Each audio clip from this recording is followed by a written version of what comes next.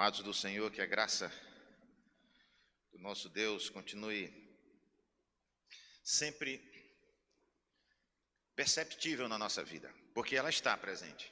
A graça do Senhor foi derramada mais uma vez, hoje pela manhã, na vida de cada um de vocês, todos nós. Mas às vezes nós não, inadvertidamente, nós não percebemos. Por vezes nós esquecemos de dar graças a Deus. Oh Deus, obrigado, porque a tua misericórdia mais uma vez foi renovada na minha vida. A tua graça foi derramada sobre a minha família. Talvez para alguns, o que aconteceu há pouco aqui passou despercebido, mas na hora do nosso momento de ofertório, uma cena me chamou a atenção. Uma dos servos ou servas do Senhor que veio à frente depositar o dízimo foi a nossa querida irmã, minha mãe, Dona Ada, mãe do pastor Antônio. Ah, mas o que isso tem de mais? Para quem não sabe, há um ano atrás ela foi levada em coma para o hospital, vítima de Covid. E Deus foi tão bom e a restaurou, a recuperou, e ela veio aqui andando depositar o seu dízimo, dizendo obrigado, Senhor. Porque depositar o dízimo, amados, não é algo como obrigação, mas é gratidão. Depositar o dízimo, consagrar o dízimo é cumprir a nossa parte na aliança do Senhor. Um pouquinho de tudo que Ele dá. É como dizer assim a Deus, ó Deus, eu sou grato, eu estou retornando a Ti um pouquinho daquilo que o Senhor tem feito na minha vida, não somente financeiramente, mas é um ato de gratidão. E nós, como igreja, nos alegramos que vemos uma serva do Senhor vindo aqui à frente, já de uma idade avançada, devagarzinho, mas fazendo questão de depositar o dízimo. Isso é bom, isso tem um significado muito importante, porque Deus é que está no controle de todas as coisas. Deus é misericordioso, Deus é bondoso. E estar aqui no domingo, é muito mais do que uma obrigação. É o cumprimento de uma ordenança. Eu sempre tenho dito isso. Não, amados, nós não temos a opção de não virmos à igreja. Não temos essa opção, porque aqui é a família do Senhor. Isso aqui é um grande ensaio para aquilo que vai acontecer na eternidade. Eu vejo alguns comentários de pessoas na internet dizendo, tem alguns irmãos que têm um pouco de dificuldade, mas o final de semana, um final de semana na igreja, gente, é um ensaio. Se você não quer passar um final de semana louvando a Deus, apenas no domingo, como é que você vai passar a eternidade? Não vai ter outra coisa, é só louvar, agradecer, engrandecer, adorar aquele que é o Senhor da nossa existência. Então isso é um prazer. Alegrei-me quando me disseram, Salmo 122, vamos à casa do Senhor. Bendito é o nome do Senhor. Eu queria pedir ao irmão que abrisse na Epístola de Judas,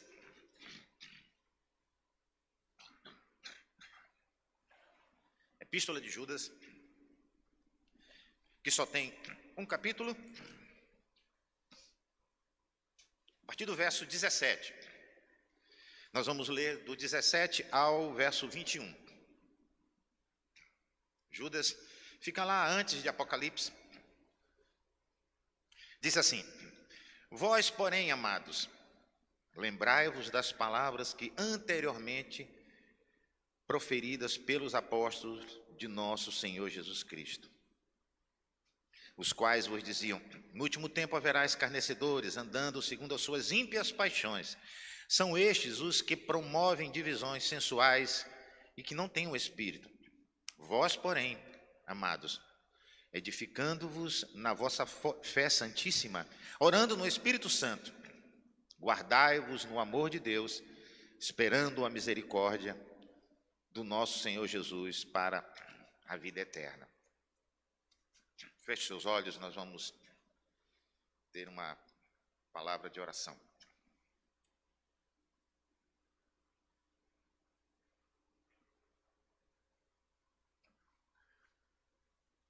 Bondoso Deus, é a tua igreja que se reúne com a liberdade de ler, expor, ouvir a tua palavra. Nos ajuda a entender e a aplicar aos nossos corações os teus mandamentos, as tuas orientações. Nós te suplicamos que o Senhor mesmo, com teu Espírito, mova o nosso coração para estar sensível à tua voz. Em nome de Jesus. Amém. Essa epístola de Judas, ela foi escrita para prevenir os cristãos das diversas distorções doutrinárias também, dos falsos mestres que estavam sendo inseridos na comunidade cristã na época. Judas, ele tenta, com as suas palavras, ele tenta animar, estimular, exortar, fazer com que os seus irmãos pudessem estar atentos a tudo aquilo que já tinha sido ensinado pelos apóstolos, pelo próprio Senhor Jesus, e que não podiam abrir mão.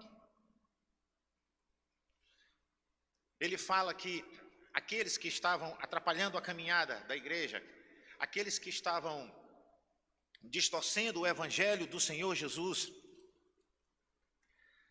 como lá no verso 3 dessa epístola, ele fala: amados, quando empregava toda a diligência em escrever-vos acerca da nossa comum salvação, foi que me senti obrigado a corresponder convosco, exortando-vos a batalhardes diligentemente pela fé, que uma vez foi entregue aos santos. Ele alerta, ele fala sobre o cuidado que devemos ter a respeito dessa vocação que foi depositada sobre a nossa vida, a salvação em Jesus. E nesse verso, a partir do verso 17, quando nós lemos: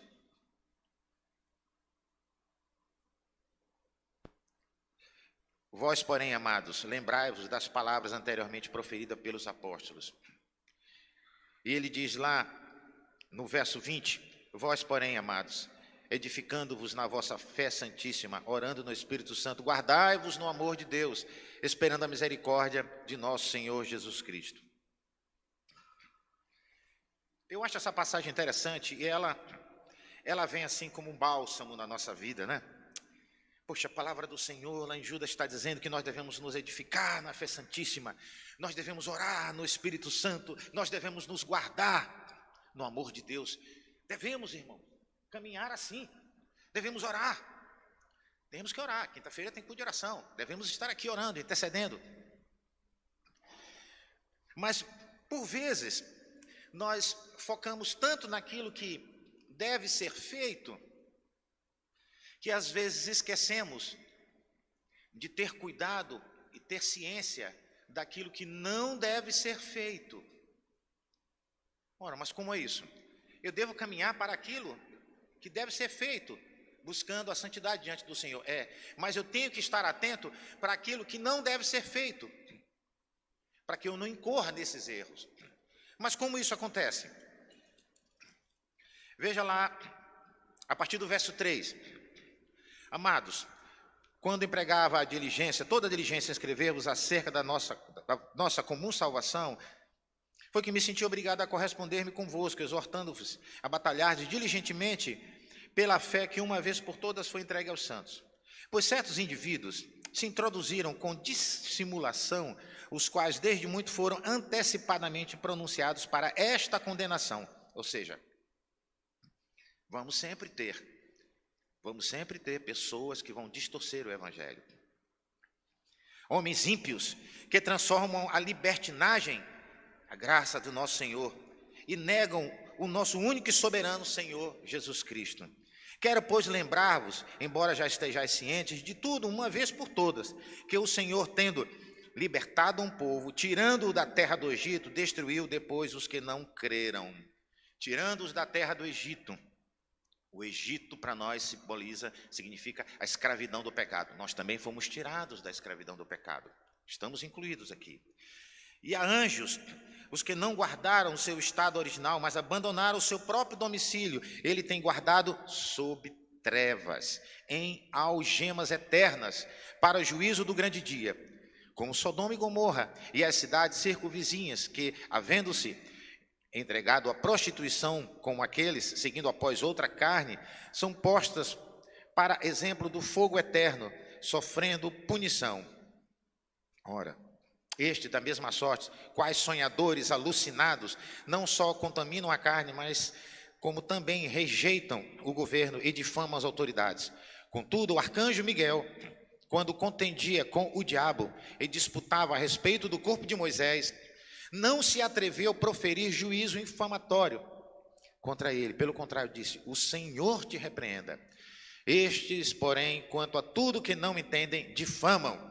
Quanto a tudo que não compreendem, por instinto natural, como brutos, sem razão, até nessas coisas se corrompem. Agora, prestem atenção no verso 11. Ai deles, porque prosseguiram pelo caminho de Caim, e movidos pela ganância se precipitaram no erro de Balaão, e pereceram na revolta de Corá.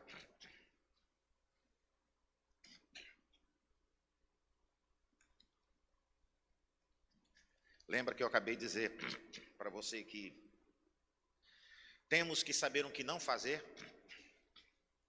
Ai deles, porque prosseguiram pelo caminho de Caim, movidos de ganância, se precipitaram no erro de Balaão e pereceram na revolta de Corá.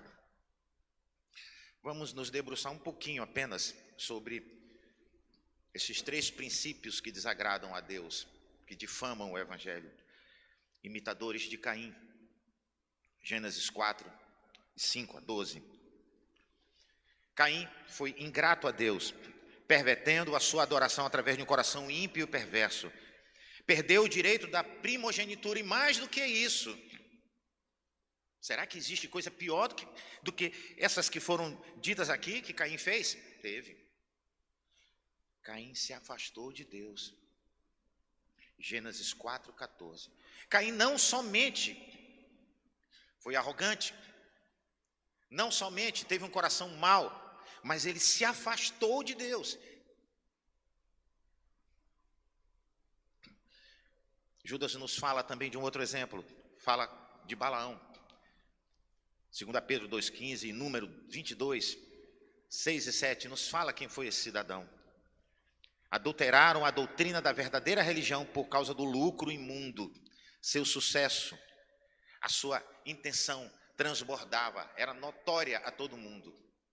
Primeiro tivemos Caim, insubordinado, coração ímpio diante do Senhor e se afastou de Deus. Depois nós tivemos Balaão, que aqui se corrompeu, se deixou adulterar. A sua palavra era contrária aos ensinos do Senhor, buscando apenas um sucesso pessoal, aquilo que lhe era lucro. Então, por isso, ele falava, ele pregava, e ele foi levado a um caminho de ir contra a vontade do Senhor. Tanto é que nós conhecemos a história da mula de Balaão, que falou as verdades que ele precisava ouvir, porque ele estava se corrompendo no caminho. Mas não somente isso. Em terceiro lugar, eles foram como Corá, que está lá descrito em Números 16. Então, o que esse cidadão, esse personagem, nos traz de exemplo ruim que nós devemos estar atentos? Primeiro, nós tivemos Caim, um coração endurecido, corrompido e que se afastou de Deus. Tivemos Balaão, aqui um segundo exemplo que Judas nos fala, que por causa de um interesse próprio, daquilo que lhe era mais agradável, do lucro pessoal, ele corrompeu a doutrina verdadeira do Senhor. E em terceiro lugar temos Corá, que foi um insubmisso a Moisés, foi insubmisso à liderança da igreja. E Corá, se você tiver depois a curiosidade de ler número 16, foi tão terrível o final dele. Insubmisso, a terra se abriu, ele foi tragado pela terra, porque foi insubmisso a um servo do Senhor, a caminhada daquele que numa tipologia bíblica apontava para o caminho do Senhor Jesus. Moisés tirou o povo do Egito, Jesus com seu sacrifício nos tirou da escravidão do pecado, e ele foi insubmisso. O caminho de Caim foi orgulho.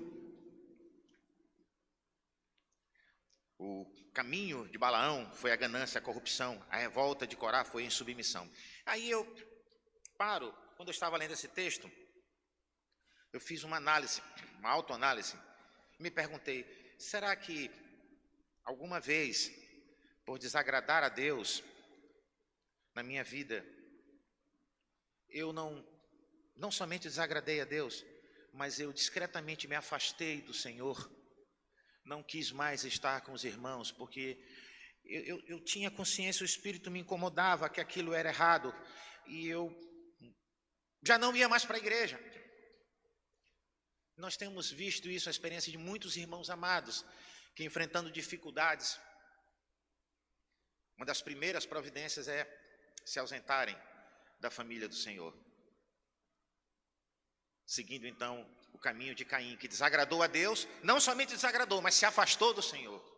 Será que em algum momento na minha vida eu também não fiz isso? Me afastei? Quanto mais longe do Senhor, pior fica a minha situação.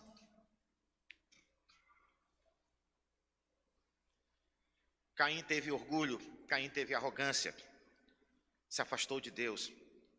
Será que em alguma vez na minha vida, sem perceber, vivendo ou sobre mim esse princípio da síndrome de Caim, eu não me tornei orgulhoso e não quis escutar uma posição contrária à minha caminhada em algum trabalho que eu estava fazendo na igreja? Será que eu não tenho habilidade, eu não tenho flexibilidade de ouvir uma opinião contrária e sentar com o meu irmão e discutir? Eu quero levantar e me afastar, eu quero ir embora e sair batendo o pé? Esse é o princípio de Caim. Mas não somente isso. O erro de Balaão foi ganância, corrupção, interesse próprio. Será que também na minha vida, na minha caminhada, como servo do Senhor, na construção do reino, que Deus me dá essa graça de ser um colaborador, eu, em vez de olhar o reino, em vez de olhar a igreja, eu olho a mim, e aí é impossível não lembrar de uma poesia que me chamou a atenção, de uma canção que fez muito sucesso há um tempo atrás. Uma canção que fala sobre cantar e poder escutar mais do que a própria voz. Num coro, numa orquestra, eu sou músico, há muitos anos mexo com a música. Numa orquestra é assim, nenhum instrumento pode sobressair do outro, todos têm que estar equilibrados. Porque quando você escuta um violino sozinho, é muito chato. Aquele som fininho. Rapaz, não, eu não gosto disso aqui. Eu quero estudar um outro instrumento. Mas na hora que aquele violino soma com outro violino, com uma viola, com um violoncelo, com a harmonia de outros instrumentos, fica uma coisa belíssima, porque eles estão colaborando um com o outro. Não há um interesse próprio, o interesse é o som que a orquestra vai produzir. O nosso interesse, nós temos que ter esse cuidado de não ter apenas o nosso instrumento, a nossa vida, tendo destaque na igreja, não. O destaque é a igreja do Senhor, o destaque é o Senhor. Esse foi o erro de Balaão, interesse próprio. E Corá, Deus.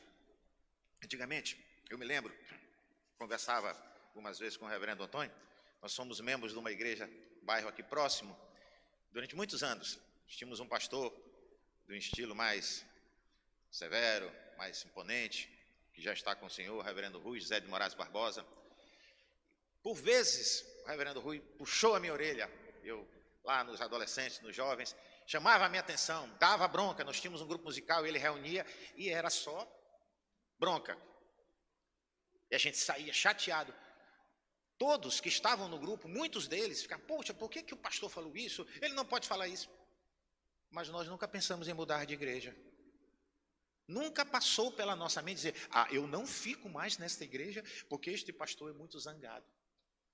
Não, ficamos ali e fomos educados, fomos instruídos e temos boas lembranças desse tempo. Hoje em dia nós vemos pessoas que ficam, sempre circulando. Quando a igreja expõe fielmente a palavra de Deus, amados, normalmente nós somos incomodados com alguma coisa, porque não atingimos a perfeição, estamos sendo edificados. Pronto, esses foram os 3 pontos. O caminho de Caim, que foi o orgulho, o caminho de Balaão, que foi a ganância, e a revolta de Corá, que foi a insubmissão a uma liderança. Agora nós vamos voltar lá para aquele verso, o verso 20, veja na sua palavra aí na Bíblia. A palavra do Senhor. Vós, porém, amados, edificando-vos na vossa fé santíssima, orando no Espírito Santo, guardai-vos no amor de Deus, esperando a misericórdia do nosso Senhor Jesus Cristo para a vida eterna. Vós, porém, amados, edificando-vos. Romanos 10, verso 17 diz assim: a fé vem pela pregação, e a pregação pela palavra de Cristo. Em outras palavras, a fé vem pelo ouvir a palavra do Senhor. Ninguém pode ter fé sem não ouvir a palavra do Senhor. É claro que nós sabemos que na teologia reformada nós temos a revelação geral, a natureza, aquelas tribos que ainda não foram alcançadas pela palavra do Senhor escrita, mas eles têm a percepção do divino, como nos diz lá em Eclesiastes, que Deus fez tudo formoso ao seu tempo, até no coração do homem colocou a eternidade, porém sem esse saber discernir o princípio e o fim dos dias. Então o homem ele tem essa sede, essa sensibilidade do divino, chamado sensu divinatis, mas a revelação especial que vem pela palavra do Senhor, essa produz a fé salvífica, a fé que mostra os ensinamentos do Senhor Jesus, que mudam o nosso coração. 2 Pedro 3,18 diz assim, antes crescei na graça e no conhecimento do nosso Senhor. 1 Coríntios 14:26. O que fazer, irmãos? Quando vos reunis, um tem salmo, outro tem doutrina, outro tem revelação, aquele língua, outro interpretação, seja tudo feito para edificação. Hebreus 10:25, não deixemos de nos congregar como é costume de alguns, antes façamos admoestações, quanto mais vedes que o dia se aproxima. Render-te-ei graça com integridade de coração, quando tiver aprendido os teus retos juízos. Salmo 119:7. Eu participei de um congresso, certa feita, com o pastor Ricardo Barbosa, lá em Natal, um congresso. Nessa época eu fiquei responsável pela parte de música, era um congresso para estudantes de teologia. E ele usou uma ilustração que até hoje me acompanha, que eu acho interessante. Ele usou três imagens. Ele usou um espaço, um lugar e um lar. Você passa pela estrada, você vê um espaço, muita terra. Mas de repente, quando está chegando perto de uma cidade, você vê já algum pedaço de chão já cercado. Isso aqui é o lugar, isso aqui tem uma propriedade, e isso posteriormente pode vir a ser uma edificação. E mais adiante, quando você vai chegando perto da cidade, você vê, normalmente a gente vê as edificações, algumas sendo construídas e outras já em pé. Ele dizia, é preciso que a nossa vida seja transformada simplesmente de um espaço para um lugar e para uma edificação, edificando-vos na vossa fé santíssima. Como eu traria isso para o meu coração? Como é que nós podemos edificar um prédio? Como é que esse prédio foi edificado? Lembra, Magno? Tinha uma casa aqui. Ah, mas essa casa não servia para os fins que nós queríamos, era pequena. E aí então, o conselho da igreja resolveu demolir tudo, vamos raspar o terreno e agora vamos construir um templo. Assim que a nossa vida deve ser. Devemos limpar a nossa vida, raspar a nossa vida, tirar aquilo que não agrada a Deus. Ver se aqueles princípios de Caim, de Balaão, de Corá, se tem alguma coisa que ainda está impregnada, temos que tirar aquilo do nosso coração, para que a edificação que visa a glória do Senhor seja uma edificação perfeita. Senão é uma edificação que vai apresentar uma rachadura aqui ou ali. Judas diz, eles eram assim. Vós, porém, amados, precisam edificar-vos na vossa fé santíssima. Como é que eu me edifico na fé santíssima? Ouvindo a palavra de Deus. E aonde é que eu escuto a palavra de Deus? Eu tenho que meditar todo dia. Mas aonde eu sou exortado, aonde eu sou animado, aonde eu celebro a comunhão e reafirmo a aliança, a nova aliança do Senhor Jesus na celebração da ceia. É na igreja, não é em casa. É na igreja que é a comunhão dos santos. Tudo bem que temos tido tempos difíceis, onde regras sanitárias muitas das vezes nos impediram de estarmos juntos. Mas quando tivermos a oportunidade, vamos estar juntos, louvando, adorando, ouvindo, nos animando, intercedendo, animando o irmão e sendo animado. Ele diz também, orando no Espírito Santo, é preciso estarmos com os ouvidos atentos, o coração aberto para sermos edificados. Mas é preciso orar, irmãos. Vigiai e orai para que não entreis em tentação. Mateus 26 nos fala sobre isso. E tem aquela passagem conhecida que nos anima. Filipenses 4:6. Não andeis ansiosos de coisa alguma, em tudo, porém, sejam conhecidas diante de Deus as vossas petições, pela oração, pela súplica, com gratidão em vossos corações. Com toda oração e súplica, orando em todo o tempo no Espírito.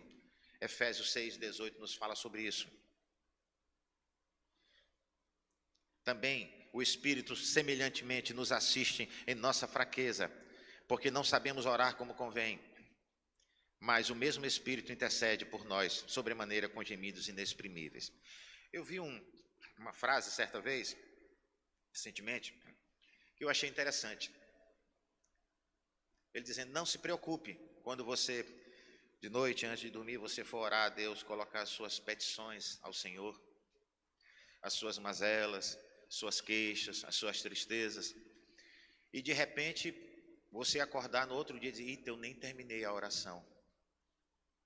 Eu creio que todos já tiveram, quem sabe, uma experiência como essa, de começar a orar, estavam tão cansados do dia de tantos desafios, mas queriam orar a Deus e começaram a orar aqui, sentado, já deitado, e de repente, quando abre um olho, já está na hora de levantar. Meu Deus, eu nem disse o amém, eu nem disse o nome do Senhor Jesus.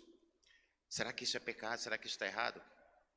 E eu vi um comentário, uma frase na internet dizendo assim, qual é o pai que se magoa ou se aborrece quando o filho adormece nos seus braços? Então não se preocupe, ore a Deus. Mesmo que você não conclua a sua oração à noite, que você adormeça nos braços do Senhor, adormeça orando, ore a Deus. Mesmo que você não tenha palavras, naquele dia foi um dia tão difícil que você não tem como expressar diante de Deus aquilo que você quer e aquilo que te magoou. Feche os olhos. Coloque seu coração nas mãos do Senhor. Simplesmente diga, Senhor, não sei o que te dizer. E fique quieto por um instante. Porque o Espírito nos assiste em nossa fraqueza. Porque nós não sabemos orar como devemos. Não sabemos. Não adianta palavras bonitas, nós não sabemos. Mas é o Espírito que intercede por nós, ele coloca diante de Deus. Judas, ele nos fala que nós devemos ser edificados mutuamente na palavra do Senhor, que é a fé santíssima, para crescer. Nós devemos orar dia após dia. A oração é dependência do Senhor. Mas ele fala que nós devemos nos guardar na graça do Senhor. Esse guardar que ele fala aqui é permanecer firmes, não abrir mão, não incorrer naqueles 3 erros que Judas colocou lá no início da sua carta. No erro de Caim, no erro de Balaão. Não podemos incorrer nesses erros. Devemos repousar nos braços do Senhor. Nisto é glorificado meu Pai, em que deis muito fruto, assim vos tornarei meus discípulos. João 15:8. Como o Pai me amou, eu também vos amei. Permanecei no meu amor. Se guardardes os meus mandamentos, permanecereis no meu amor, assim como também eu tenho guardado os meus mandamentos de meu Pai, e no seu amor permaneça. Como é que eu posso permanecer no amor de Deus? É guardando os mandamentos do Senhor, é buscando, se esforçando para agradar ao Senhor. Eu perguntava recentemente a um grupo de irmãos, uma pergunta retórica, é claro, e num culto que fizemos no final do ano, eu perguntava, um culto muito informal, eu perguntava, quem aqui ama a Jesus? Algumas pessoas levantaram. É claro que no meio haviam pessoas descrentes, muito apegadas a essas frases que estão aí pela internet, que todo dia gostam de colocar uma frase, e a sua conexão de Deus com Deus está apenas naquela frase, nada mais. Quem aqui ama Jesus? Um jovem, outro senhor levantou a mão, eu amo Jesus, mas Jesus é claro. Pois eu vou dizer para você usar um termômetro, para você saber se você ama Jesus. Tem como você saber. Ficaram me olhando por essa. O próprio Senhor Jesus diz assim: aquele que tem os meus mandamentos e os guarda, este é o que me ama. E nessa hora eu vi gente fazendo assim, ó. E aquele que me ama será amado por meu Pai, eu também o amarei e me revelarei a ele, manifestarei a ele. E, para tristeza minha, não me lembro quem foi, lá escondido atrás da porta, quem disse: então eu não amo Jesus. Eu tenho que orar por esse amado que estava ali, pessoa da nossa afeição. Mas é assim, como é que eu posso me guardar no amor de Deus?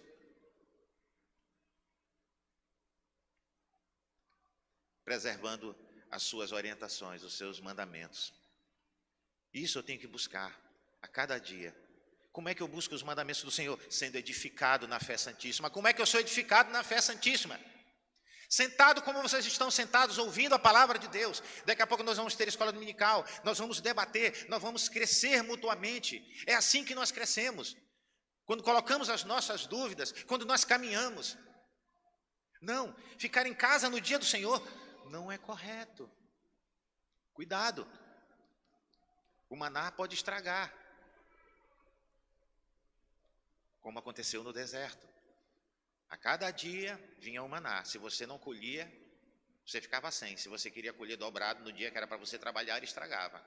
Mas no dia que você dizia: não, hoje eu não vou colher o maná, hoje eu não vou ficar em casa, hoje eu cismei, o sol está bonito, eu vou lá no meio do deserto colher um maná a mais. Chegava, cadê o maná? Não tinha nenhum, estava tudo seco.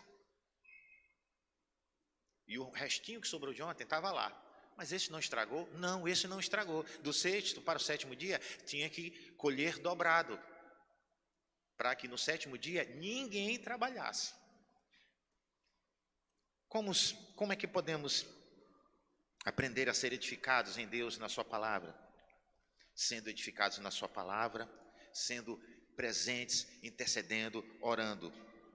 Amados, nós, porém, edificando-nos na nossa fé santíssima, orando no Espírito, guardando-nos no amor de Deus, devemos esperar a misericórdia do nosso Senhor Jesus para a vida eterna. O que Judas está dizendo é: nós não estamos completamente edificados. Dia após dia precisamos ser edificados. E edificar, nós já sabemos como é que se faz uma edificação. Precisamos arrumar o terreno, precisamos corrigir uma coluna, precisamos colocar tijolo sobre tijolo, pedra sobre pedra. E assim que nós somos edificados, não é de uma vez só. A nossa vida é uma vida que deve buscar a glória de Deus. Temos falhado, amados, mas Deus é misericordioso e em Jesus nos perdoa. Mas Ele nos orienta para que nós caminhemos na sua direção. A cada dia nos edificando na sua palavra, a cada dia orando, buscando dependência do Senhor e nos protegendo, nos guardando no seu amor. É isso que Judas queria dizer. Não incorram nesses erros, no erro de Caim, de Balaão, de Corá. Não incorram nesses erros. E para não incorrer nesses erros, eu preciso conhecer cada vez mais a palavra de Deus, ser edificado, buscar dependência na oração e ser guardado pelo Senhor, no seu amor, nos seus mandamentos.